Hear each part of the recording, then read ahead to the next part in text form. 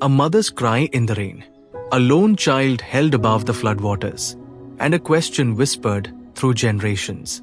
Why did Kattappa kill Baahubali? This isn't just the beginning of a story. It's the beginning of a revolution, an era where Indian cinema dared to dream bigger. This is Baahubali. Baahubali is not just a film. It's a feeling etched into the soul of a generation. It came like a storm, not just with its visual grandeur or mythic scale, but with a roar of conviction that Indian storytelling could stand shoulder to shoulder with the world's best. When Baahubali, the beginning, hit the screens in 2015, nobody expected what was coming. It was like opening the gates to Mahishmati itself. Elephants adorned in gold, waterfalls carved into cliffs, a hero's silhouette beneath the sun. Every frame was painted like an epic mural, yet it never lost its emotional core. Amarendra Baahubali, the ideal king, the warrior of the people. He wasn't just written to inspire, he was sculpted to be remembered. He smiled with humility. He fought with honor. He ruled with justice.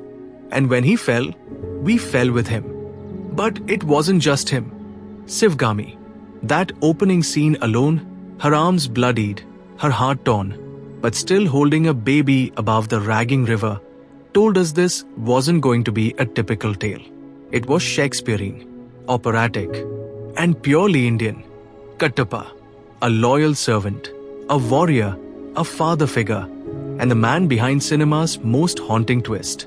That one unanswered question, why did he do it, kept an entire nation waiting, debating, guessing. For 2 years, that single line haunted every moviegoer. And then came Baahubali 2, the conclusion. It wasn't just a sequel. It was history in the making. With every beat of the drums, every sword raised to the sky, Rajamouli pulled us deeper into the heart of Mahishmati. The betrayal, the sacrifice, the thunderous rise of Mahendra Baahubali. It all came full circle. This film didn't rely on plot alone. It thrived on moments. Amarendra riding the elephant into the court, lifting the Shiva Linga with one arm, holding Devsena's hand like a king claiming his equal. These scenes weren't just epic, they were myth reborn. And behind the action was heart. Every death had weight. Every silence had meaning. Every stare between characters told a story you felt without a single word being spoken. Baahubali gave us heroes, but it also gave us Devsena. She wasn't just a love interest. She was a queen with fire in her eyes, dignity in her silence, and arrows that flew like justice itself. Her resistance, her patience, her quiet rage. Every moment she spent chained in the courtyard of Mahishmati wasn't just part of the story. It was the soul of the story. Because Baahubali was never about one man. It was about a kingdom torn between fear and freedom. A battle between power and honor.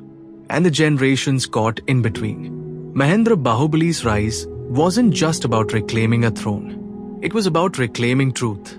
The scene where he places the flaming sword on his mother's head, swearing vengeance, it sent shivers. It wasn't just powerful, it was poetic. A son becoming a warrior, a mother becoming a symbol, and an empire holding its breath. And then, that final war sequence. Do you remember the thunder of drums? The sky lit with fire? The war cry of a people who had suffered too long?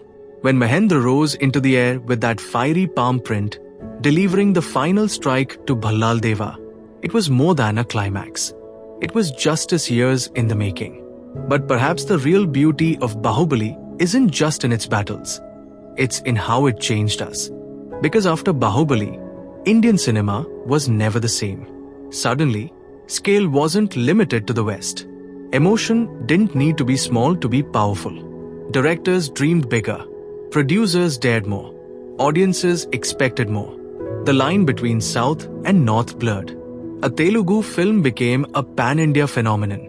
It wasn't just about box office numbers. It was about pride. Cultural pride. Storytelling pride.